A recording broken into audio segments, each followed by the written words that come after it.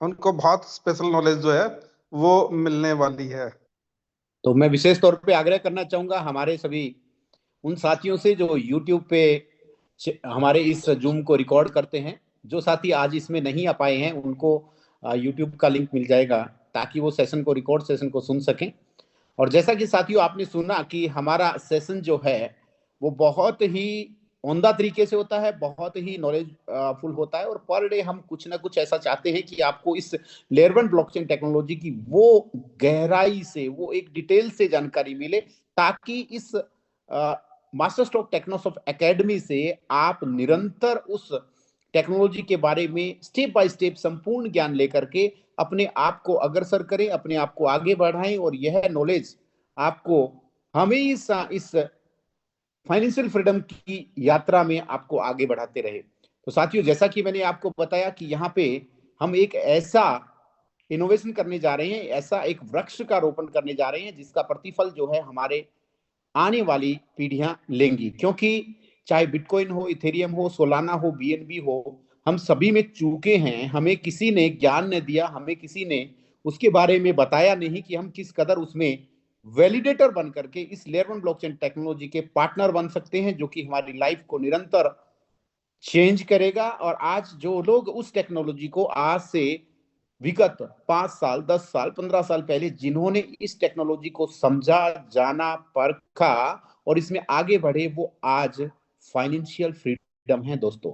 तो हम एक बार फिर से आपसे आग्रह करेंगे कि यह आने वाले 45 मिनट्स आप अपने आप को यहाँ पे केंद्रित करें, अपने दिमाग को, अपने चित्त को यहाँ पे एक केंद्रित करके इस सेशन को कंप्लीटली सुने, इसका संपूर्ण नॉलेज लें। क्योंकि जैसा कि मैं मेरे बड़े भाई मनीष जी के बारे में आपको बताना चाहूं कि ये मेरे बिल्कुल होम टाउन से ही हैं, और इनका इस इंडस्ट्रीज का काफी अच्छा अनुभव है, और इन्होंने इसके ऊपर स्पेशल कोर्सेज भी किए हैं, और निरंतर हम इसके ऊपर डिस्कशन करते रहते हैं कि कौन कौन से टॉपिक को किस कदर हम एक्सप्लेन करें, किस सिंपल और साधारण भाषा में हम हमारे इंटायर कम्युनिटी को इस ब्लॉकचेन टेक्नोलॉजी का संपूर्ण ज्ञान दे सकें। तो हमारे लिए यह बड़ा ही सुनहरा अवसर है साथियों, बने रहिएगा। और इसी के साथ ज्यादा समय ना गवाते हुए मैं आमंत्रित करता हूं मनीष जी को कि वो आए और सेशन को कंटिन्यू करें। तो बहुत बहुत स्वागत है मनीष सर आपका। Thank you Puneet ji, thank you very much. और जितने भी साथी अभी आए हैं मैं उनसे आग्रह करूंगा कि आप अपने अपने साथियों को मैसेज भेज दीजिए, और जिससे कि ये क्वालिटी मीटिंग जो है वो लोग अटेंड कर सकें। और वैसे खैर आज जो है वो कुछ लोग जो है मैच देखने में बिजी हो सकते हैं, इसलिए हो सकता है कि हमारी संख्या यहाँ पे जो है वो सीमित हो, लेकिन जितने भी लोग होंगे उनको यहाँ पे बहुत ही खास जो है वो जानकारियां मिलने वाली हैं।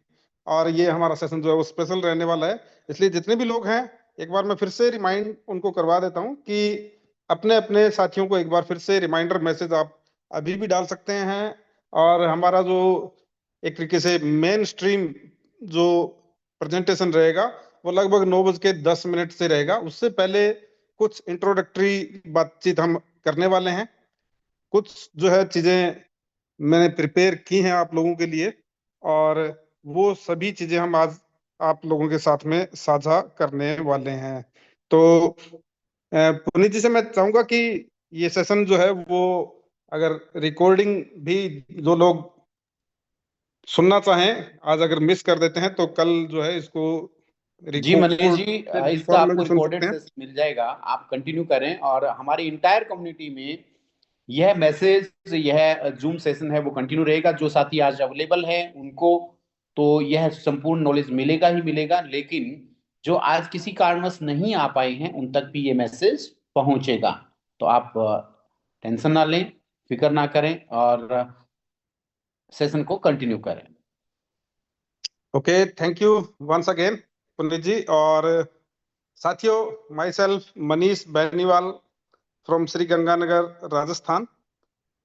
और जो जी एमएसटी चेतन जी। ब्लॉकचेन है इसकी जर्नी की शुरुआत जो है वो लगभग 1 साल पहले 6 जनवरी 2025 को शुरू हुई मेरी जर्नी एमएसटी ब्लॉकचेन के साथ में।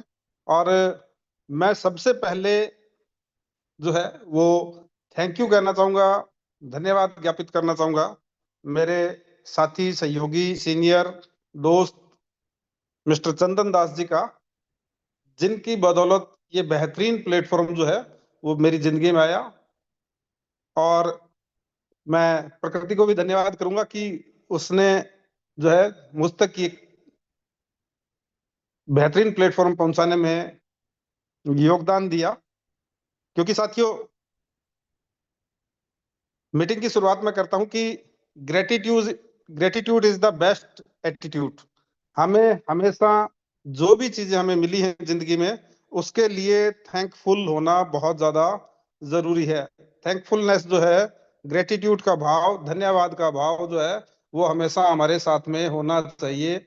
आप लोगों को जिंदगी में जो भी अच्छी चीज किसी भी माध्यम से मिली है, हो सकता है कि बहुत सारे लोग यहाँ पे जो है वो अच्छा परफॉर्म कर रहे हैं, और उनके सीनियर जो है वो हो सकता है अभी नहीं कर रहे हो, क्विट कर गए हो, या उनका सहयोग उनको नहीं मिल रहा हो, या वो कहीं और बिजी हो गए हो। लेकिन कभी भी फिर भी उनका धन्यवाद ज्ञापित करना जो है हमें नहीं भूलना चाहिए, जिनकी बदौलत हमें कोई बेहतरीन चीज जो है जिंदगी में मिली हो।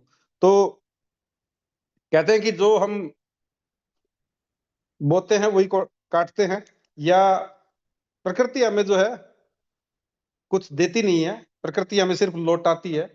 तो प्रकृति जो है वो, अगर हम धन्यवाद का भाव उसको रखेंगे हर अच्छी चीज के लिए, तो हमें बहुत सारी अच्छी चीजें जिंदगी में मिलने वाली हैं।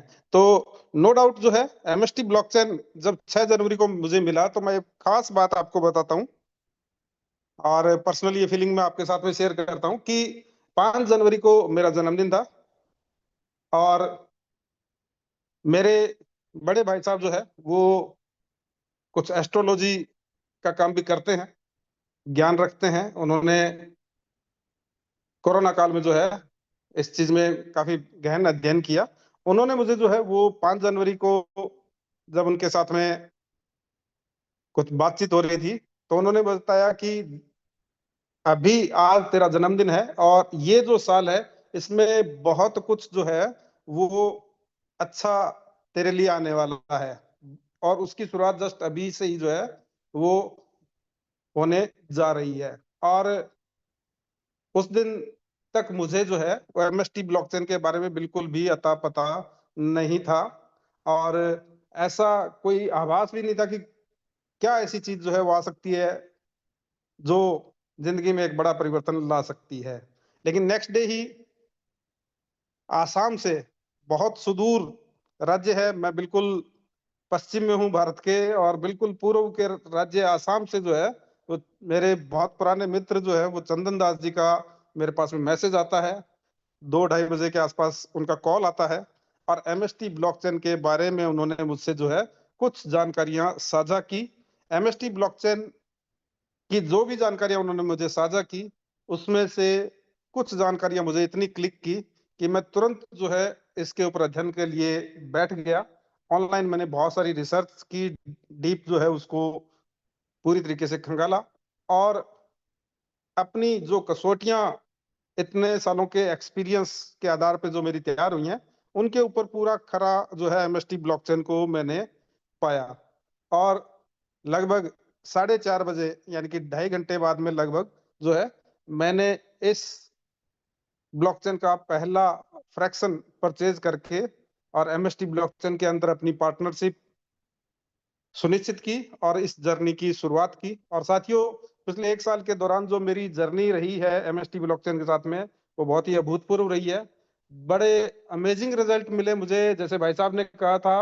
और उसी हिसाब से जो है कि अगले 40 दिन के अंदर, 6 जनवरी को मेरी शुरुआत होती है, 6 फरवरी को जो है वो 30 दिन होते हैं, और 16 फरवरी को 40 दिन होते हैं। 40 दिन के अंदर, आप विश्वास नहीं करेंगे लेकिन ये आंकड़े हैं, मेरे पास में फिगर्स मौजूद हैं, स्क्रीनशॉट्स मौजूद हैं, कि मात्र 40 दिन के अंदर 10,000 लोगों से ज्यादा का कारवां हो गया था। मैं ईश्वर का धन्यवाद करता हूं कि उसने ये बेहतरीन कंसेप्ट दिया, और साथ ही एक बेहतरीन टीम भी जो है वो यहाँ पे मुझे दी, और अच्छे लोगों का साथ दिया।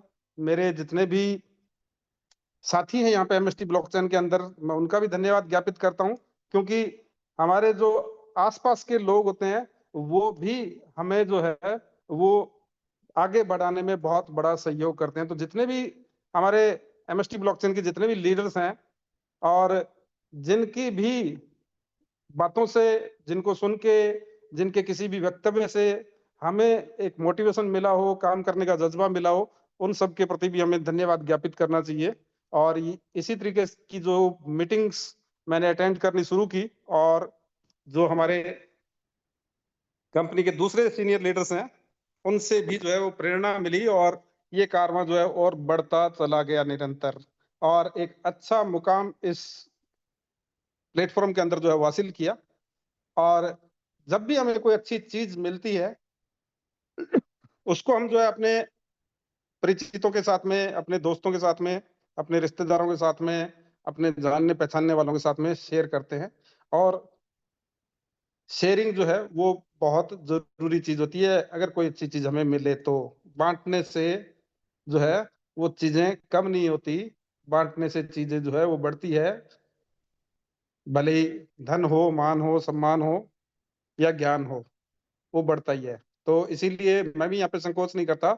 मेरे पास में जितनी भी नॉलेज होती है मैं आप लोगों के साथ में शेयर करने की कोशिश करता हूँ। आज हम जो है वो एमएसटी ब्लॉकचेन के बारे में और ब्लॉकचेन इंडस्ट्री के बारे में बहुत सारी बातें करने वाले हैं। और उन चीजों का आपकी जिंदगी में कुछ उससे फायदा हो तो वो मेरे लिए बड़े सौभाग्य की बात होगी। तो ज्यादा देरी ना करते हुए मैं अपनी स्क्रीन जो है वो आप लोगों के साथ में शेयर करने जा रहा हूँ। और यहाँ पे जितने भी साथी आए हुए हैं मैं उनका धन्यवाद करता हूँ कि उन्होंने अपनी जिंदगी के कीमती पलों में से जो है वो टाइम निकाल के यहाँ पे मीटिंग अटेंड करने के लिए आए हैं। बहुत सारे लोग जो है वो आज हो सकता है कि टीवी पे मैच देखने में बिजी हों, लेकिन आप लोग आए हैं, समय निकाल कर आए हैं, बहुत सारी व्यवस्थाएं छोड़ के आए हैं, तो आपका हृदय से धन्यवाद। मैं जी यहाँ पे मनीष मेरी जी, स्क्रीन, आप, हाँ आपका स्क्रीन अभी दिखाई दे रहा है। मैं स्क्रीन बिल्कुल, के लिए ही डिस्कस कर रहा था आपसे। ओके, मैं प्रिपेयर कर रहा था। ओके, मेरी स्क्रीन दिखाई दे रही है, मेरी वॉइस भी क्लियर है। बिल्कुल लाउड एंड क्लियर। ओके, क्योंकि मैंने जो है वो फ्लाइट मोड में डाला हुआ है फोन को और वाईफाई से कनेक्टेड हूँ मैं, और खैर कनेक्टिविटी में कोई इश्यू नहीं आएगा। तो चलिए हम आगे बढ़ते हैं। सबसे पहले जो है हम बात करेंगे एमएसटी ब्लॉकचेन के बारे में हम बात कर रहे थे। और एमएसटी ब्लॉकचेन जो है वो, जैसे मैंने आपको बताया कि इसके बारे में सबसे पहले मुझे 6 जनवरी 2025 को जानने का मौका मिला। लेकिन ऐसा नहीं था कि 6 जनवरी 2025 से पहले ब्लॉकचेन्स के बारे में बिल्कुल भी जानकारी नहीं थी, ऐसा नहीं था। ऑलरेडी जो है ब्लॉकचेन्स के बारे में सन 2011 के एंड या 12 की शुरुआत से ही जो है वो जानकारी हो गई थी। बिटकॉइन के बारे में जानकारी हो गई थी। 2013 के अंदर जो है वो जेपे नाम के एक्सचेंज के अंदर जो है वो अकाउंट बना के कुछ क्रिप्टो करेंसी स्टोर भी करनी शुरू कर दी थी। और ब्लॉकचेन्स के बारे में जो है वो, और क्रिप्टो इंडस्ट्री के बारे में भी जो है अपनी जानकारी, जागरूकता में निरंतर जो है वो बढ़ाता चला जा रहा था। 2015 में जुलाई के अंदर जब इथेरियम की ब्लॉकचेन लॉन्च हुई थी, मुझे वो वक्त भी याद है। और तो जब जब भी जिंदगी के अंदर जो है ऐसे मौके आए, कई बार हम जो है वो उन मौकों को पूरी तरीके से भुना नहीं पाते हैं। इसीलिए जब एमएसटी ब्लॉकचेन का मेरे सामने जिक्र आया तो इसको भी मैंने एक गोल्डन अपॉर्चुनिटी माना।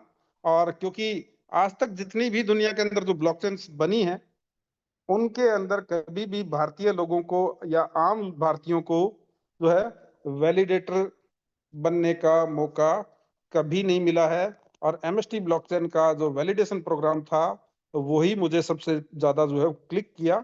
उसमें भी ये था कि एमएसटी ब्लॉकचेन के वैलिडेटर प्रोग्राम में एंटर होने के लिए हम जो फ्रैक्शंस परचेज करते हैं उसका भी जीएसटी पेड इनवॉइस जो है मिल रहा था, बिल्कुल आईएनआर के अंदर ट्रांजेक्शन करके, और जीएसटी पेड इनवॉइस उस चीज का मिल रहा था। ये बिल्कुल एक नई बात थी, बिल्कुल अभूतपूर्व बात थी। कुछ ब्लॉकचेन जो है वो वैलिडेटर बनने का मौका और जगह भी इस तरह से दे रही थी, लेकिन सारी की सारी जो है उनका कोई प्रूफ नहीं था, प्रूफ ऑफ इन्वेस्टमेंट भी कोई नहीं होता था उनमें। यूएसडीटी वगैरह क्रिप्टो करेंसीज के अंदर ही पेमेंट होके होती थी। लेकिन यहाँ पे जो है वो INR के अंदर डिपॉजिट होके ये चीज जो है वो हो रही थी, और उसका भी इनवॉइस, GST पेड इनवॉइस, ये एक बड़ी बात थी। और यही चीज जो है वो उन्होंने मुझे, जब चंदन दास जी ने 6 जनवरी को भेजा, तो उन्होंने एक स्क्रीनशॉट भी जो है वो इनवॉइस का भेजा था, और वो सबसे ज्यादा क्लिक करने वाली चीज थी मुझे। कंसेप्ट जो है, प्लेटफॉर्म्स जो है, ब्लॉकचेन से रिलेटेड भी, क्रिप्टो से रिलेटेड भी बहुत सारे जो है वो आते रहते हैं, बहुत सारे आए गए, लेकिन इतने सालों के अंदर जो चीज क्लिक की वो MST ब्लॉकचेन ही क्लिक की। तो ब्लॉकचेन जो है, आप सभी शायद जो है ऑलरेडी थोड़ा बहुत जानकारी रखते होंगे कि ब्लॉकचेन जो है, वैसे उसका क्रिप्टो करेंसी से दूर दूर तक का कोई लेना देना नहीं है। हाँ बिल्कुल जो है वो ब्लॉकचेन टेक्नोलॉजी के ऊपर ही क्रिप्टो करेंसी जो है वो बनाई जाती हैं। एक बाई प्रोडक्ट कह सकते हैं हम ब्लॉकचेन टेक्नोलॉजी का। और ब्लॉकचेन टेक्नोलॉजी के अंदर जो है वो क्रिप्टोग्राफिक टोकन्स भी बनाए जा सकते हैं। लेकिन ब्लॉकचेन टेक्नोलॉजी की जो इजाद हुई थी, जो शुरुआत हुई थी, वो हुई थी एक सेफ डाटा स्टोरेज टेक्निक के रूप में। क्योंकि कंप्यूटर का युग जो है वो 90 के दशक के बाद में बहुत ज्यादा जो है कंप्यूटर का यूज होने लगा। बहुत सारा जो है डाटा जो है उसमें सेंधमारी भी उसके साथ साथ होने लगी, और सिक्योरिटी थ्रेट्स की वजह से जो है वो एक ऐसी डाटा स्टोरेज करने की तकनीक की जरूरत महसूस हो रही थी जो हाईली सिक्योर हो, इनक्रिप्टेड हो, और डाटा जो है उसमें सुरक्षित रहे, और ट्रांसपेरेंट भी, उसमें ट्रांसपेरेंसी भी हो। तो 90 के दशक से जो है ब्लॉकचेन के ऊपर जो है काम होना शुरू हो गया था। और लेकिन हमने जो खास तौर से जो है इसको 2010 के बाद में आम लोगों के पास में धीरे धीरे इसका चीजें जो है वो पहुंचनी शुरू हुई हैं। क्योंकि 2008 के अंदर विश्वव्यापी मंदी और बैंकों की धराशायी होने की वजह से जो है वो एक आर्थिक अनिश्चितता सी थी, बैंकों के ऊपर से भरोसा उठ रहा था। तो इसी दौरान एक अनाम व्यक्ति, जिसको हम सतोशी नाकामोटो के नाम से भी जानते हैं, लेकिन वो उसका एक्चुअल नाम नहीं है, और उन डेवलपर ने जो है वो एक अलग बैंक की प्रणाली के परस्पर, एक प्रणाली, एक पैरेलल जो है सिस्टम जो है वो खड़ा करने का एक बीड़ा उठाया और एक जिम्मा लिया। और उससे रिलेटेड 2008 के अंदर जो है वो एक व्हाइट पेपर उन्होंने जो है वो रिलीज किया। और तो वो व्हाइट पेपर जो है वो बिटकॉइन नाम की एक बिल्कुल ब्लॉकचेन टेक्नोलॉजी और बिटकॉइन नाम की एक क्रिप्टो करेंसी के बारे में डिटेल्स थी, और जो एक बैंकिंग प्रणाली के पैरेलल में एक नई प्रणाली विकसित करने का एक व्हाइट पेपर था। 2009 के अंदर जो है वो बिटकॉइन की ब्लॉकचेन और बिटकॉइन नाम की पहली क्रिप्टो करेंसी जो है वो दुनिया के अंदर अस्तित्व के अंदर आई। और तब से ब्लॉकचेन जो है वो निरंतर प्रोग्रेस करती चली गई। बिटकॉइन सिर्फ क्रिप्टो करेंसी तक ही सीमित नहीं रही, उससे आगे ब्लॉकचेन नई नई डेवलप होने लगी, लाइट कॉइन और रिपल। और इसी तरीके से इसी कड़ी में जो सबसे प्रमुख जो नाम आजकल की डेट में है वो इथेरियम का है। और 30 जुलाई को 2015 में स्विट्जरलैंड से जो है कि जूक शहर से जो है इथेरियम की लॉन्चिंग हुई है, ऐसे कह सकते हैं। और इथेरियम की ब्लॉकचेन जो है वो हमारे सामने अस्तित्व में आई। और उसके बाद में ब्लॉकचेन के ऊपर जो है बहुत ज्यादा शोध होने लगा, बहुत ज्यादा रिसर्च होने लगा, बहुत ज्यादा जो है उसके ऊपर काम होने लगा। पहले की ब्लॉकचेन जो थी बिटकॉइन, वो प्रूफ ऑफ वर्क के ऊपर काम करती थी, जो बहुत ज्यादा हाई एनर्जी कंज्यूमिंग सिस्टम होता है, और डाटा को प्रोसेस और वैलिडेट और स्टोर करने का। और उसके बदले खैर जो है वो माइनिंग रिवार्ड्स मिलते थे, और बहुत सारे लोगों ने, बहुत सारे जो है वो माइनिंग सेटअप्स लगा के बिटकॉइन की ब्लॉकचेन के जो है वो नेटिव कॉइन बिटकॉइन जो है वो माइनिंग के रिवार्ड के रूप में प्राप्त करने शुरू किए। इथेरियम जब आया तो शुरुआती दौर में इथेरियम भी प्रूफ ऑफ वर्क के ऊपर काम करता था, लेकिन नीड ऑफ द टाइम था कि ऐसी टेक्नोलॉजी बनाई जाए जो कम एनर्जी खर्च करती हो, एनर्जी एफिशिएंट हो, तो प्रूफ ऑफ स्टेक जो है एक नया कंसेंसस मैकेनिज्म जो है वो डेवलप करने का श्रेय जो जाता है वो इथेरियम को जाता है। और आजकल ज्यादातर जितनी भी ब्लॉकचेन्स हैं वो पीओएस के ऊपर जो है वो काम करती हैं। और हमारी एमएसटी ब्लॉकचेन भी जो है वो बिल्कुल लेटेस्ट कंसेंसस मैकेनिज्म जो है PoSA, proof of stake authority, और इससे भी आगे DPoS, delegated proof of stake authority के ऊपर जो है वो काम करती है। और हमारी ब्लॉकचेन जो है वो बिल्कुल नए जमाने की ब्लॉकचेन है, एआई और वेब 3 की जमाने की ब्लॉकचेन है, इसलिए जो है पहले की ब्लॉकचेन से जो है बहुत ज्यादा एडवांस है। अभी जो 23 तारीख को प्रोग्राम हुआ था उसमें हमारे को founder director Pramod Borate sir ने भी बताया कि हम इसको और भी ज्यादा एडवांस बनाने जा रहे हैं, निरंतर उस पर काम जारी है। इसको हम अभी जो है वो क्वांटम रेजिलियंट ब्लॉकचेन भी जो है वो बनाने जा रहे हैं। यानी कि आगे चल के जो क्वांटम कंप्यूटर्स, जो भविष्य के कंप्यूटर्स आने वाले हैं, जिनकी कैलकुलेशन की स्पीड बहुत ज्यादा हाई रहती है, अरबों खरबों की कैलकुलेशन पर सेकंड्स में वो कर सकते हैं, और किसी भी इनक्रिप्टेड फॉर्म में लिखे हुए डाटा को क्रैक कर सकती है, आपके वैलेट हैक कर सकती है। ऐसी टेक्नोलॉजी भविष्य में जो है वो कम क्वांटम कंप्यूटर के साथ में आने वाली है। और आज से ही जो है वो क्वांटम कंप्यूटिंग के जो फायदे भी हैं और इस तरह की हैकिंग के केस में जो है उसके जो खतरे हैं उनके प्रति जो है वो दुनिया भर के अलग अलग सभी टेक्नोलॉजी सेक्टर के अंदर जो है वो क्वांटम रेजिलियंट टेक्नोलॉजी डेवलप करने पे जो है वो फोकस हो रहा है। तो हमारी एमएसटी ब्लॉकचेन भी जो है इस मामले में पीछे नहीं है। हम भी जो है क्वांटम रेजिलियंट ब्लॉकचेन बनाने की तरफ जो है कदम बढ़ा चुके हैं। और यहाँ पे बात करेंगे कि दुनिया भर के अंदर जितनी भी ब्लॉकचेन्स हैं, पब्लिक कुछ होती हैं पब्लिक ब्लॉकचेन, कुछ होती हैं प्राइवेट ब्लॉकचेन। और जितनी भी प्राइवेट ब्लॉकचेन यानी कि या तो प्राइवेट ऑर्गेनाइजेशंस अपने खुद के डाटा स्टोरेज के लिए काम में लेती हैं, या जो गवर्नमेंट है वो भी जो है वो भी बहुत सारी गवर्नमेंट सिक्योरिटी पर्पज की वजह से खुद की ब्लॉकचेन एनवायरनमेंट डेवलप करती हैं। जैसे भारत के अंदर भी जो है नेशनल ब्लॉकचेन जो बनी है एक विश्वसनीय नाम से, और वो गवर्नमेंट डिपार्टमेंट्स के अंदर जो है वो अभी पायलट प्रोजेक्ट्स के रूप में यूज हो रही है। बहुत सारी अलग अलग सेक्टर्स के अंदर जो है अब ब्लॉकचेन जो है वो यूज होना शुरू हो चुकी है। तो आगे आने वाला जो जमाना है वो ब्लॉकचेन्स का है, और इस चीज को अब नकारा नहीं जा सकता। एक बहुत प्रसिद्ध लेखक हैं विक्टर ह्यूगो, उनके शब्दों में कि उस विचार को दुनिया की बड़ी से बड़ी ताकत नहीं रोक सकती जिसका समय आ चुका हो। तो अब ब्लॉकचेन का भी समय आ चुका है।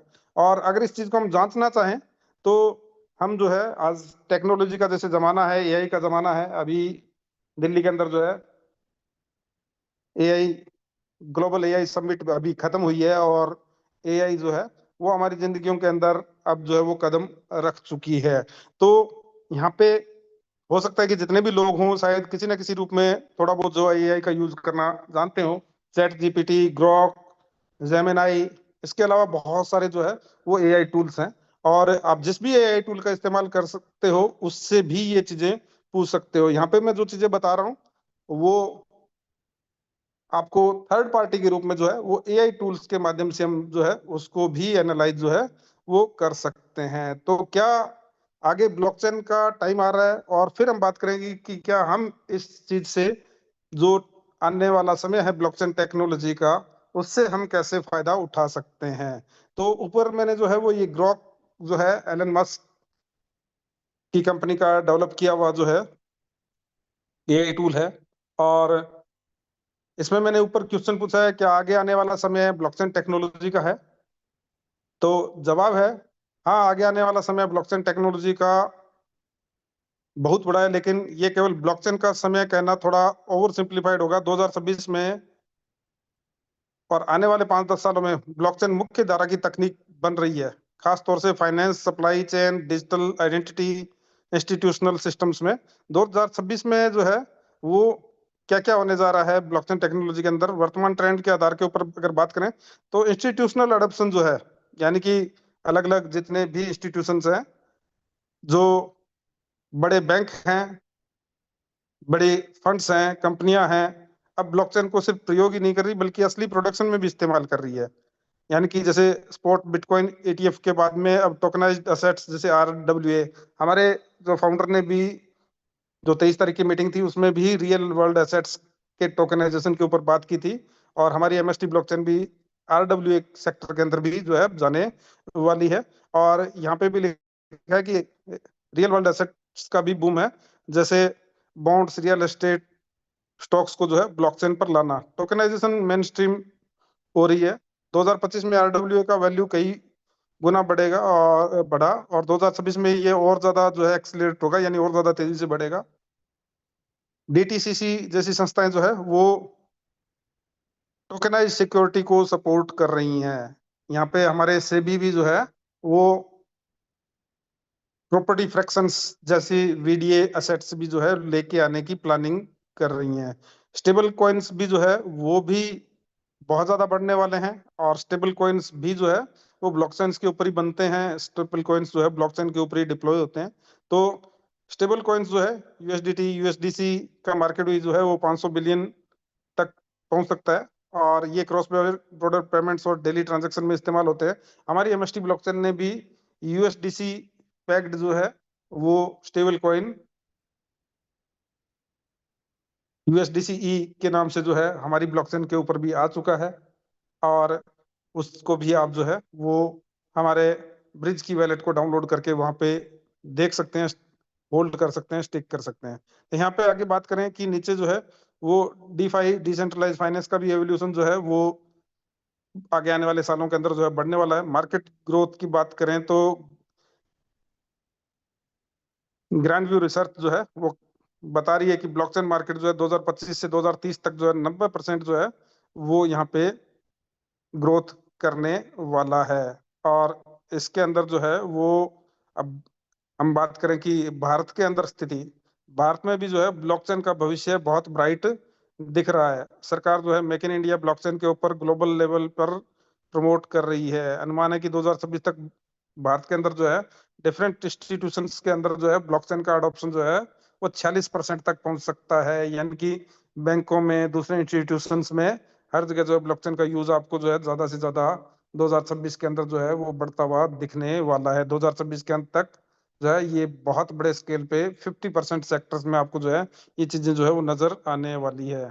और भारत सरकार ने भी जो है वो, हमारा जो रिजर्व बैंक है उसने सीबीडीसी, जो सेंट्रल बैंक डिजिटल करेंसी, जो डिजिटल रुपया है, उसको भी पायलट प्रोजेक्ट के रूप में जो है वो काफी पहले ही लॉन्च कर दिया था। मैंने भी सीबीडीसी को इस्तेमाल किया है। सीबीडीसी को स्टोर करने के लिए हर बैंक की अपनी अपनी अलग से एप्लीकेशन है, और हो सकता है आगे किसी टेक्निकल सेशन में मैं आपको जो है वो सीबीडीसी का इस्तेमाल भी जो है किस तरह से हम उसकी एप्लीकेशन इंस्टॉल कर सकते हैं, किस तरह से यूज कर सकते हैं, किस तरह से जो है सीबीडीसी का इस्तेमाल कर सकते हैं, उसके ऊपर भी एक सेशन लेने की मेरी प्लानिंग है। तो बने रहिएगा आगे के भी सेशंस के साथ में। आगे बात करते हैं 2026-23 के अंदर जो है वो यहाँ पे क्लियर रेगुलेशंस, टैक्स इंसेंटिव्स आएंगे तो एंटरप्राइज अडॉप्शन जो है और तेज होगा। अभी थोड़े से रेगुलेशन जो है वो प्रॉपर नहीं बने हैं, और 2026-23 के अंदर जो है कुछ नए रेगुलेशन वगैरह और आ जाएंगे प्रॉपर जो है इन चीजों से रिलेटेड, तो यहाँ पे और ज्यादा अडॉप्शन जो है वो बढ़ने वाला है। तो यहाँ पे जो है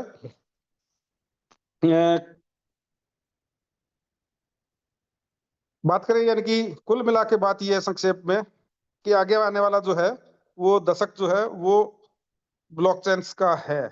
और यहाँ पे जैसे कि 1990 से 2000 तक जो है वो इंटरनेट की क्रांति हमने देखी, आगे आने वाली जो है 10 सालों के अंदर आप जो ब्लॉकचेन की क्रांति यहाँ पे देखने वाले हैं। तो यहाँ पे अभी जो है वो ऑलरेडी बहुत सारी ब्लॉकचेन जो है हमसे पहले, क्योंकि हमें तो जस्ट लगभग 1 साल ही हुआ है, बहुत सारी ब्लॉकचेन जो है ऑलरेडी, यानी 10-10 साल से जो है वो ब्लॉकचेन मार्केट में है ऑलरेडी।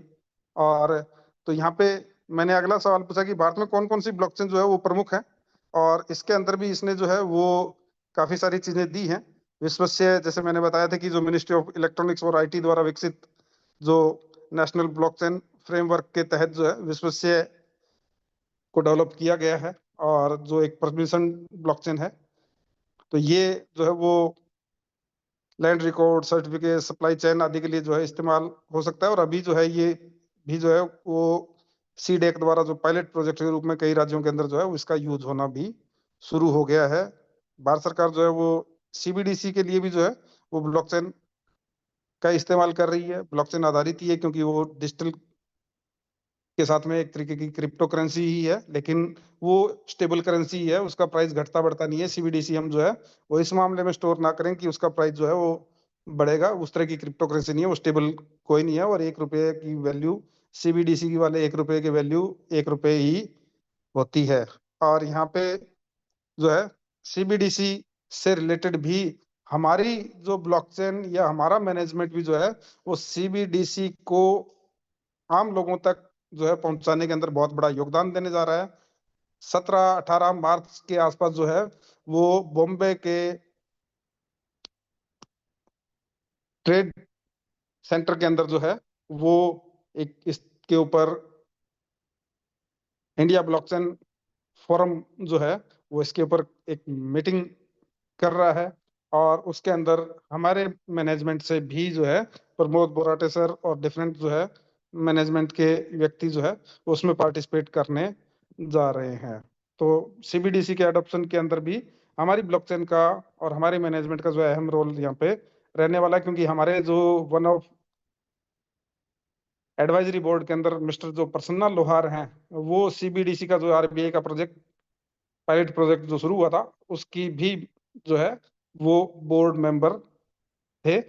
और इस वजह से जो है हमारी ब्लॉकचेन का भी एक तरीके की इनडायरेक्ट कनेक्टिविटी सीबीडीसी के साथ में हम कह सकते हैं। तो यहाँ पे अभी जो है वो बहुत सारी ब्लॉकचेन जो है वो ऑलरेडी पहले से है, जिनका यूज जो है पहले से होना यहाँ पे शुरू हो गया है। उसमें से एक प्रमुख नाम पॉलीगन का है, जो इंडिया के डेवलपर्स के द्वारा ही जो है वो डेवलप की गई है। लेकिन वो लेयर 2 ब्लॉकचेन है, यानी इथेरियम की फोर्क के रूप में काम करती है, इथेरियम की साइड चेन के रूप में काम करती है। और यहाँ पे अभी काफी सारी और भी जो है वो कंपनियां जो है ब्लॉकचेन के ऊपर काम कर रही है। अब मैंने अगला जो क्वेश्चन पूछा है कि एमएसटी ब्लॉकचेन भी क्या इस रेस में शामिल है, तो इसने कहा है कि हाँ, एमएसटी ब्लॉकचेन भारत में ब्लॉकचेन की इस रेस में एक्टिवली भाग ले रहा है और काफी चर्चा में है, खास तौर से 2025-26 में। लेकिन इसे टॉप टियर के साथ में जो है तुलना ना करें, क्योंकि अभी ये बिल्कुल शुरुआती दौर में इमर्जिंग और कम्युनिटी ड्रिवन प्लेटफॉर्म है। और अभी यानी कि अभी तो इसकी जस्ट शुरुआत ही हुई है, आगे हम इसकी उड़ान जो है वो देखने वाले हैं। एमएसटी ब्लॉकचेन क्या है, संक्षेप में यहाँ पे दिया है इसने। एमएसटी ब्लॉकचेन भारत का पहला जो है वो क्लेम लेयर 1 पब्लिक ब्लॉकचेन है, जो Master Stroke Techno Software Limited एक भारतीय कंपनी द्वारा डेवलप किया गया है, और ये पुणे स्थित कंपनी है। प्रूफ ऑफ स्टेक अथॉरिटी को जो है कि कंसेशन मैकेनिज्म का इस्तेमाल करती है। पीयूएसए का जो लो कॉस्ट है, स्केलेबल है और सस्टेनेबल और एनर्जी एफिशिएंट भी है। और फोकस जो है इसका वेब 3 इंफ्रास्ट्रक्चर डेवलप करने पे है, डी एप्स पे, एंटरप्राइज रेडी इसको बनाने पे, रिटेल यूजर्स के लिए, और रियल वर्ल्ड यूटिलिटी टोकन जो है वो इसका फोकस है। और खास फीचर्स के अंदर आप खास बात देखें, नोट डाउन करें यहाँ पे, नो कोड वैलिडेटर बनना आसान, किसी को भी वैलिडेटर बनने का मौका, कोई टेक्निकल नॉलेज होने की जरूरत नहीं है यहाँ पे। ये एक खास फीचर है हमारी ब्लॉकचेन का। वैलिडेटर बनने का जो हम बात करते हैं, वैलिडेटर प्रोग्राम की जो हम चर्चा करते हैं, वो यहाँ पे बहुत ही खास फीचर्स में से एक है कि किसी भी ब्लॉकचेन का वैलिडेटर बनना आसान नहीं होता, जितना आसान हमारी ब्लॉकचेन के अंदर है। बाकी की ब्लॉकचेन के अंदर वैलिडेटर बनने के लिए आपको जो है उसके नेटिव कॉइन्स भी स्टेक करने होते हैं, बहुत बड़ी पूंजी आपको जो है वो हार्डवेयर के ऊपर भी लगानी होती है, आपको हाई स्पीड इंटरनेट भी चाहिए, आपको अनइंटरप्टेड पावर सप्लाई चाहिए, आपको जो है वो लिनक्स जैसे ऑपरेटिंग सिस्टम का नॉलेज चाहिए, हार्डवेयर यानी कि और सॉफ्टवेयर दोनों की नॉलेज आपको चाहिए, और काफी बड़े इन्वेस्टमेंट के साथ में जो है वो वहाँ पे आपका वैलिडेटर बनने का काम शुरू होता है, और हर किसी के लिए वो बस की बात नहीं है। लेकिन हमारा जो वैलिडेशन प्रोग्राम है वो नो कोड वैलिडेटर प्रोग्राम है। यहाँ पे आपको कोई कोडिंग आने की जरूरत नहीं है, कोई टेक्निकल नॉलेज होने की जरूरत नहीं है। हमने जो, या हमारे ब्लॉकचेन के जो फाउंडर्स हैं, उन्होंने एक विजन लिया कि आम से आम भारतीय भी जो है इस ब्लॉकचेन क्रांति के अंदर पार्टिसिपेट कर सके, इसलिए उन्होंने जो नोड वैलिडेटर्स, जो हमारे ब्लॉकचेन के सर्वर के जो नोड्स होते हैं उनका फ्रैक्शनलाइजेशन किया, और हर नोड के 70,000 फ्रैक्शन बनाए, और जिससे कि आम आदमी की पहुंच में जो है वो कीमत आ सके, अफोर्डेबिलिटी उसकी बढ़ सके। और एक फ्रैक्शन की शुरुआती कीमत 1,000 रुपए थी, विद जीएसटी 1180 के आसपास थी। अभी जो है उसका प्राइस जो है वो बढ़ते बढ़ते, क्योंकि उसमें प्राइस मैकेनिज्म लगा हुआ है, और प्राइस बढ़ते बढ़ते अभी जो है वो 3,000 को क्रॉस जो है वो कर चुका है। और तो अभी भी लेकिन जो है वो बहुत सही, या बहुत ही जो है अंडर वैल्यूड प्राइस में हमें जो है इसका वैलिडेटर बनने का मौका मिल रहा है। ऐसा मौका अगर आप कंपैरिजन करें, चाहे यहीं पे जाके कर लें, ऐसा मौका दूसरी किसी ब्लॉकचेन में इतनी सस्ती दरों पर नहीं है पूरे वर्ल्ड वाइड। तो यहाँ पे जो है वो इसका जो वैलिडेशन प्रोग्राम है, और यहाँ पे उसके अंदर आप शामिल होके इस ब्लॉकचेन के नेटिव कॉइन्स जो अर्न कर सकते हैं अगले आने वाले 20 साल तक। और उसके साथ साथ आप जो फ्रैक्शन परचेज करते हैं उनकी भी कीमत निरंतर जो है वो बढ़ती चली जाती है। 21वें नोड के फ्रैक्शन जब सेल हो रहे होंगे तो कीमत 20,000 तक भी पहुंच जाएगी। यानी कि ये जो नोड फ्रैक्शंस हैं, ये एक ऐसी प्रॉपर्टी है जिसकी खुद की कीमत साथ साथ बढ़ रही है, और उससे साथ साथ हमें जो है वो डेली रिवार्ड्स भी मिलते हैं नेटिव कॉइन्स के रूप में, जिनकी कीमत भी आगे आने वाले टाइम में बहुत बड़ी होने की संभावना है। तो जैसे हम कोई फ्लैट परचेज करते हैं उसकी कीमत भी बढ़ती है, और उसके साथ साथ जो है उसका किराया भी हमें जो है आने वाले सालों तक, जब तक हम उसको होल्ड करते हैं उस प्रॉपर्टी को, तब तक हमें मिलता है। उसके बाद में अगर उसको हम ट्रांसफर करना चाहें किसी को, तो हम जो है वो ट्रांसफर भी कर सकते हैं। तो हमारे जो फ्रैक्शंस हैं इन फ्यूचर जो है वो ट्रांसफरेबल भी है, हम किसी दूसरे को कीमत बड़े होने पे उनको भी सेल कर सकते हैं। यानी यहाँ पे दो तरीके से हमें जो है वो अप्रिसिएशन मिलता है। एक तो हमारे फ्रैक्शंस की जो कीमत बढ़ रही है निरंतर, तो वो हमारी यानी कि प्रॉपर्टी की कीमत में जैसे इजाफा होता है वैसे हो रहा है, और साथ साथ जो प्रॉपर्टी का रेंट आता है, तो रेंटल इनकम के तौर पे भी हमें यहाँ पे एक तरीके से जो है वो daily validator node fractions holder के रूप में, या इस ब्लॉकचेन के ट्रांजैक्शंस को वैलिडेट करने के बदले हमें जो है डेली रिवार्ड जो मिलते हैं। अभी आपको लगभग 9.14 एमएसटीसी कॉइन जो है वो डेली मिलते हैं। तो यहाँ पे हमारी जो है वो कम्युनिटी और ग्रोथ जो है वो निरंतर बढ़ती जा रही है, हमारा एक्सपेंशन बढ़ता जा रहा है एमएसटी ब्लॉकचेन का। और इसके अंदर जो है वो अभी बहुत सारी तकनीकी डेवलपमेंट जो है वो बैकएंड में होता जा रहा है, और जो है वो एमएसटी ब्लॉकचेन जो है वो तेजी से ग्रो भी कर रहा है। तो अभी जो है वो हम जानेंगे कि हमने अभी देखा कि आगे आने वाला समय जो है वो ब्लॉकचेन्स का है, और ये जो ब्लॉकचेन क्रांति होने जा रही है इसका हम आम आदमी जो है वो कैसे फायदा उठा सकते हैं। जैसे पिछले दशकों के अंदर हमने देखा, जब कंप्यूटर क्रांति आई तो बहुत सारे लोगों ने हार्डवेयर के कोर्स किए, बहुत सारे लोगों ने सॉफ्टवेयर के कोर्स किए, बहुत सारे लोगों ने हार्डवेयर की शॉप खोली, लैपटॉप, मोबाइल, ये कंप्यूटर, सीपीयू वगैरह जो है वो सेल किए। यानी किसी ना किसी तरीके से कंप्यूटर क्रांति ने उनको जो है वो रोजगार दिया या आर्थिक उन्नति उनकी की। उसके बाद में जैसे मोबाइल क्रांति आई, उसमें भी लोगों ने जो है वो पार्टिसिपेट किया और उससे भी कमाई की। और अभी जो है वो जो ब्लॉकचेन की जो क्रांति आ रही है उसमें हम आम आदमी किस तरीके से पार्टिसिपेट कर सकते हैं।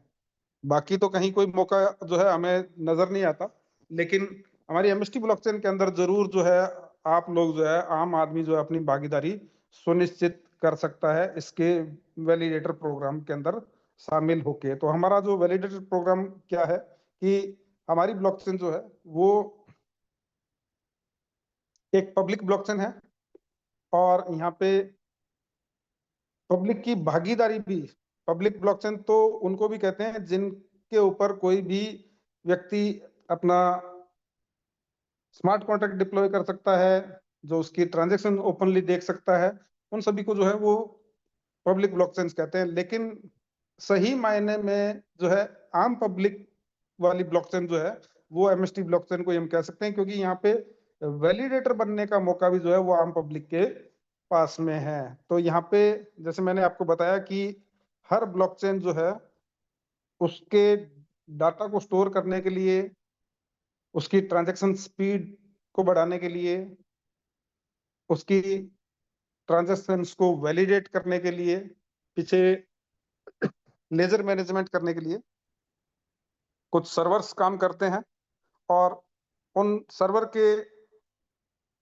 अलग अलग बड़े बड़े पार्ट्स को जो है वो नोड कहते हैं।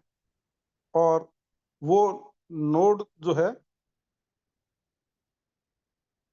आम आदमी ऑन नहीं कर सकता है, लेकिन हमारी ब्लॉकचेन ने जो नोड होल्डिंग जो है वो बिल्कुल आसान बना दी है, क्योंकि उन्होंने क्या किया, इस नोड की छोटी छोटी यूनिट्स बना दी जिनको हम फ्रैक्शंस कहते हैं।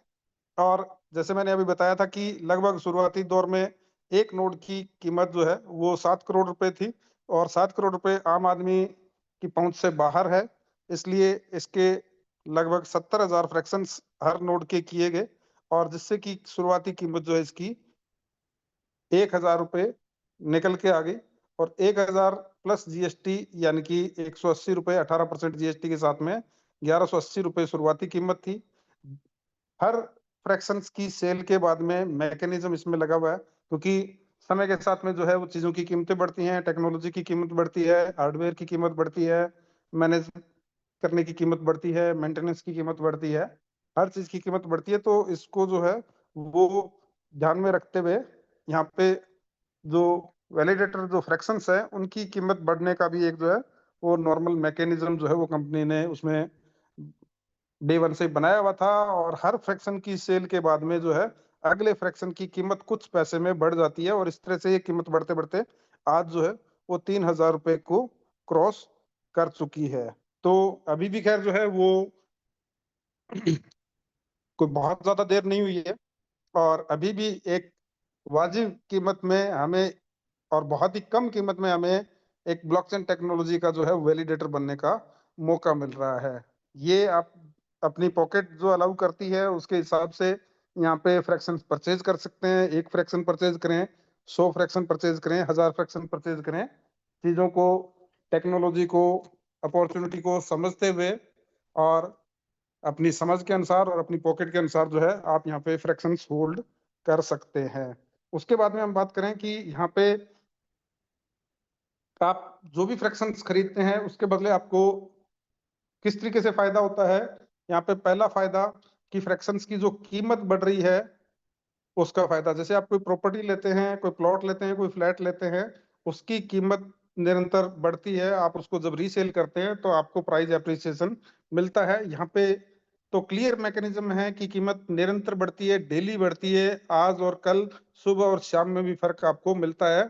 और एक साइड ही जो है वो कीमत बढ़ती है, यानी ऊपर की तरफ ही जो है वो प्राइस एप्रिसिएशन होता है। दूसरी प्रॉपर्टीज की तरह यहाँ पे अप डाउन नहीं होता है, निरंतर जो है बढ़ती हुई तरफ ही जो है इसकी कीमत जाती है। और यानी कि दूसरी चीज, इसको भी आप दूसरी किसी प्रॉपर्टी की तरह आगे आने वाले टाइम में रीसेल जो है वो कर सकते हैं। ये ट्रांसफरेबल प्रॉपर्टी है, और क्योंकि ये आपको मिलती है एनएफटी के रूप में, और पूरा नाम अगर हम कहें तो वैलिडेटर नोड फ्रैक्शन टोकन, या वैलिडेटर नॉन फंजिबल टोकन के रूप में आपको जो है वो ये फ्रैक्शन जो है मिलते हैं आपकी जो वैलेट एड्रेस है उसके ऊपर आप जाके इसको देख भी सकते हैं। सुबह के टेक्निकल सेशन में ये चीजें मैं आपको दिखाऊंगा भी। उसके बाद में हम बात करें कि दूसरा फायदा आपको जो मिलता है वो मिलता है यहाँ पे वैलिडेटर रिवार्ड्स के रूप में।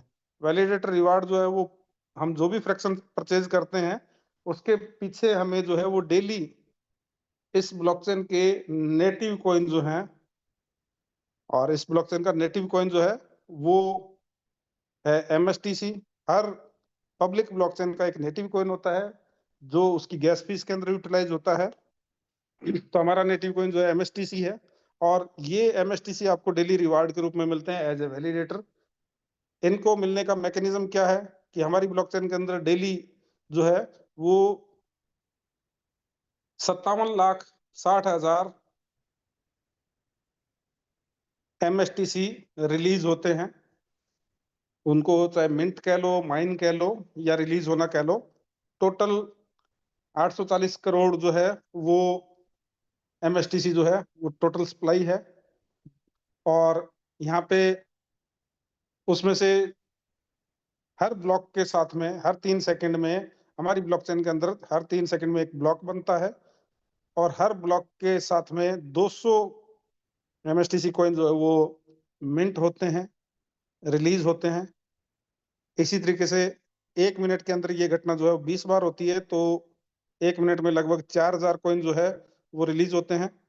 और उसके साथ साथ जो है अगर हम इसको कैलकुलेट करें कि 1 मिनट में 4,000, 1 घंटे के लिए हम 4,000 को 60 से मल्टीप्लाई कर देंगे तो ये फिगर निकल के आ जाएगी 2,40,000। और फिगर को अगर हम जो है वो 24 घंटे के लिए अगर लेके जाना चाहें, उसको अगर 24 से मल्टीप्लाई करें तो फिगर जो निकल के आ जाएगी 57,60,000 कॉइन जो है वो हमारी ब्लॉकचेन के अंदर डेली माइन हो रहे हैं। और 57,60,000 कॉइन जो डेली माइन हो रहे हैं, इसमें से हर फ्रैक्शन होल्डर को जो है भागीदारी मिलती है। वो किस तरीके से मिलती है कि हर नोड के 70,000 फ्रैक्शंस होते हैं। अभी टोटल हमारी ब्लॉकचेन के अंदर जो है वो 21 नोड होने वाले हैं, लेकिन अभी 9 नोड जो है वो एक्टिव हुए हैं। और जो 9 नोड एक्टिव हुए हैं उनके फ्रैक्शंस अगर काउंट करें टोटल मल्टीप्लाइड बाय 70,000 करें तो ये जो फिगर निकल के आता है वो निकल के आता है 6,30,000। और जो डेली 57,60,000 जो मिंट हो रहे हैं या रिलीज हो रहे हैं, उस संख्या को अगर यहाँ पे भाग देंगे तो ये फिगर जो निकल के आता है 9.14 जो है वो फिगर निकल के आता है। इसीलिए हर फ्रैक्शन होल्डर को अभी जो है वो 9.14 कॉइन जो है वो हिस्से में आते हैं। शुरुआती दौर में जब पब्लिकली जो है ओपन हुआ था तब हर एक को जो है वो 20.43 कॉइन के करीब जो है वो आते थे। 20.45 के करीब जो है वो यहाँ पे कॉइन डेली मिलते थे, क्योंकि तब जो है वो सिर्फ 4 नोड एक्टिव थे और 2 लाख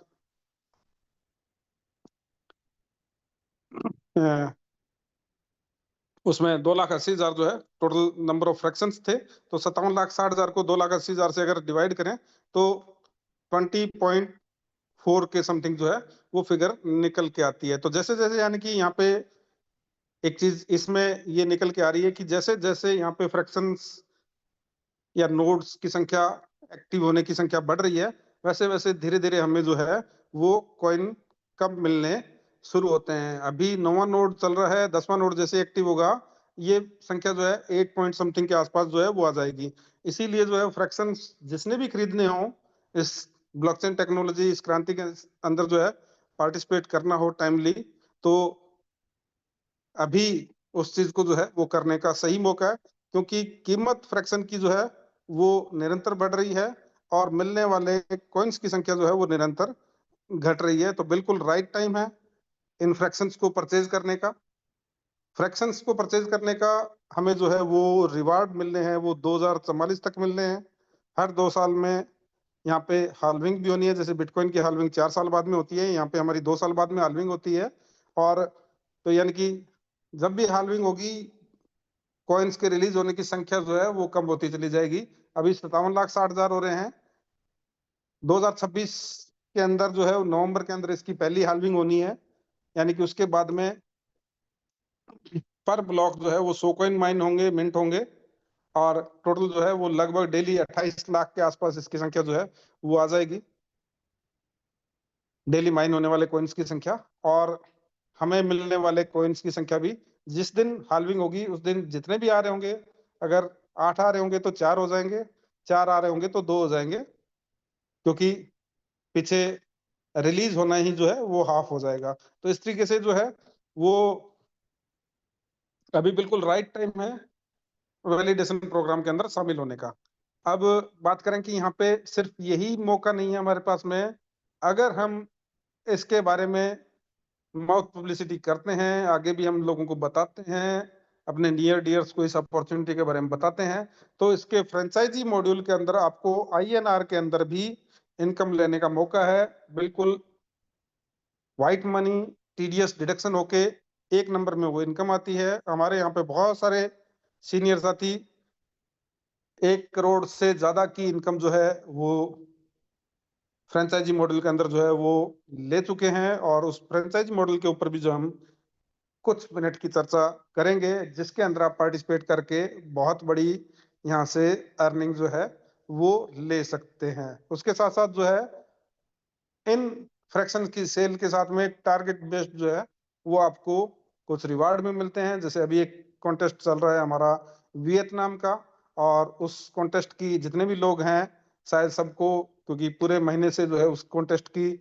शर्तों, उसके टारगेट्स के ऊपर जो है चर्चा ऑलरेडी हो चुकी है, तो सबको पता ही होगा। बिल्कुल जो है वो कुछ घंटों का समय उसका बाकी है। और जिन भी लोगों ने अचीव कर लिया है उनको बधाई, जो अभी प्रयासरत है वो अपने प्रयास को गति दे दें।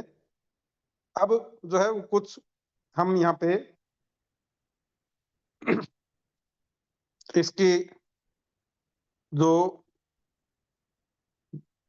हमारा फ्रेंचाइजी मॉड्यूल है उसके ऊपर हम 2 मिनट की जो है वो चर्चा और कर लेते हैं। पिछले दिनों के अंदर बहुत सारी हमारे ब्लॉकचेन के साथ में जो है वो नए नए टाइप्स हुए हैं, पार्टनरशिप्स हुई हैं अलग अलग सेक्टर में, जो हमारी ब्लॉकचेन के इकोसिस्टम को जो बढ़ावा देने वाली हैं। उन सभी के ऊपर भी टेक्निकल सेशंस के अंदर पहले भी चर्चा हो चुकी है, आगे भी हम उनके ऊपर चर्चा करेंगे। तो यहाँ पे हम बात करते हैं इसका जो फ्रेंचाइजी मॉडल है उसके ऊपर बात करें, तो सबसे पहले जैसे ही आप यहाँ पे वैलिडेटर बनते हैं, कोई भी फ्रैक्शन परचेज आप करते हैं, तो आप डे वन से ही जो है वो 5% के कमीशन के लिए हकदार होते हैं। आपके डायरेक्ट रेफरेंस से अगर कोई फ्रैक्शन परचेज करता है, तो जो विदाउट जीएसटी वाला अमाउंट है उसका, उसके ऊपर 5% आपको डायरेक्ट कमीशन जो है वो यहाँ पे मिलता है। उसके साथ बाद जो है वो यहाँ पे आपका एक तरीके से प्रमोशन जो है वो 10% के लिए भी हो सकता है। उसके लिए क्या क्राइटेरिया है, स्पार्टन की उसको रैंक कह देते हैं हम यहाँ पे। और उसके लिए आपके रेफरेंस से डायरेक्ट या इनडायरेक्ट, कोई जरूरी नहीं कि डायरेक्ट ही हो सारे, डायरेक्ट या इनडायरेक्ट 20 लोगों ने फ्रैक्शंस परचेज किए होने चाहिए, और 1 लाख की टोटल वैल्यू हो जाए उनकी, तो आप जो स्पार्टन रैंक पे आ जाते हैं। तो 10% का रैंक है, और 10% यहाँ पे डायरेक्ट रेफरल कमीशन आपको मिलना शुरू हो जाता है। जितने भी आपके थ्रू डायरेक्ट सेल होंगे उसका 10% मिलेगा। और इनडायरेक्ट जो भी आपके थ्रू सेल होते हैं आपकी टीम के अंदर, उसका आपको 5% अनलिमिटेड डेप्थ तक जो है वो आपको कमीशन मिलता है। उसके बाद में अगली रैंक का प्रमोशन जो है वो है स्पाइडर रैंक है हमारी, जिसमें आपको 15% डायरेक्ट कमीशन मिलता है, और नीचे टीम से 10 और 5% डिफरेंस कमीशन मिलता है। उसको क्वालिफाई करने का क्राइटेरिया है यहाँ पे कि आपके 2 डिफरेंट बिजनेस लेग्स के अंदर 2 स्पार्टन्स होने चाहिए, और टोटल जो है वो 5 लाख का जो है आपका यहाँ पे बिजनेस होना चाहिए। टोटल सेल्स जो है आपकी हो जानी चाहिए, तो आप जो है वो 15% के ऊपर जो है वो यहाँ पे आ जाएंगे। और 15% कमीशन का मतलब हो गया, डायरेक्ट का कमीशन जो है बढ़ के आपका 15% हो जाता है।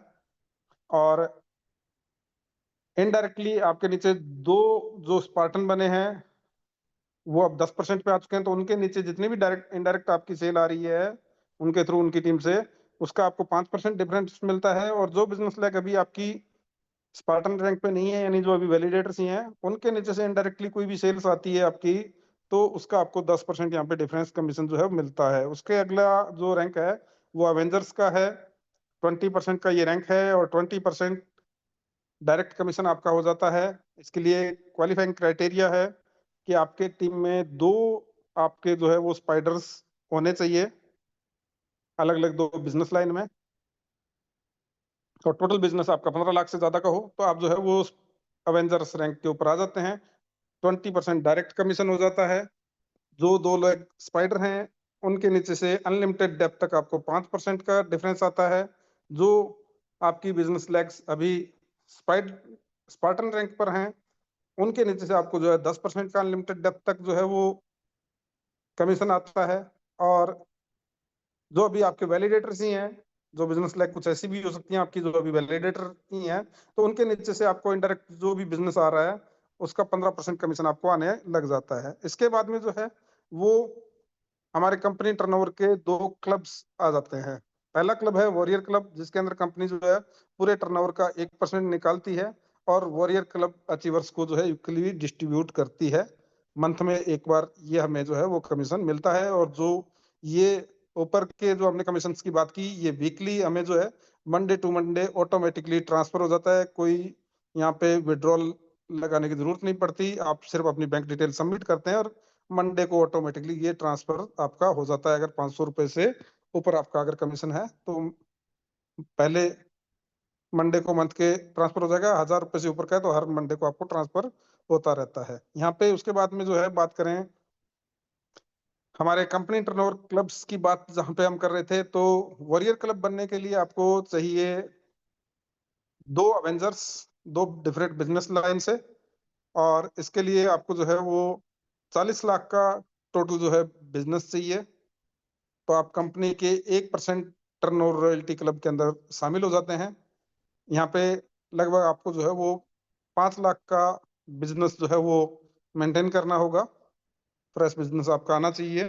और इसके बारे में जब आप इस क्लब के लेवल पे पहुंचेंगे तो अपने सीनियर साथियों से आप इसके बारे में और ज्यादा डिटेल में डिस्कशन कर सकते हैं। उसके बाद में लेजेंड क्लब है, ये कंपनी टर्नओवर क्लब ही है, और ये 2% का क्लब है। कंपनी टर्नओवर का 2% निकालती है और इक्वली जो है वो लेजेंड्स के अंदर डिस्ट्रीब्यूट करती है। और इसके लिए 2 डिफरेंट बिजनेस लाइन में 2 वॉरियर चाहिए, और 1 करोड़ का जो है वो आपको यहाँ पे टोटल बिजनेस चाहिए।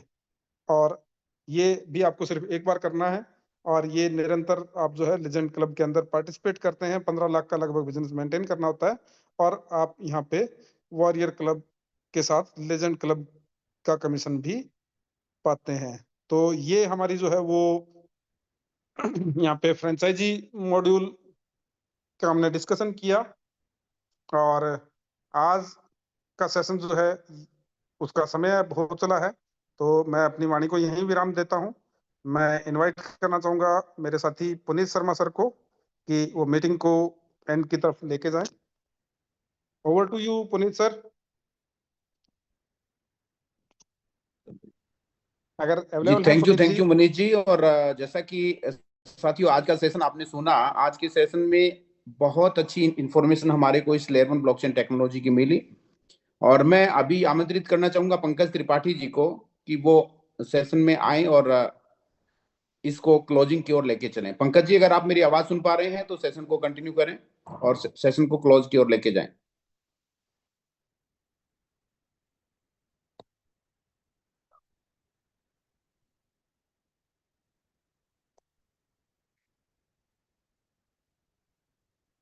जी पंकज जी, आप सेशन को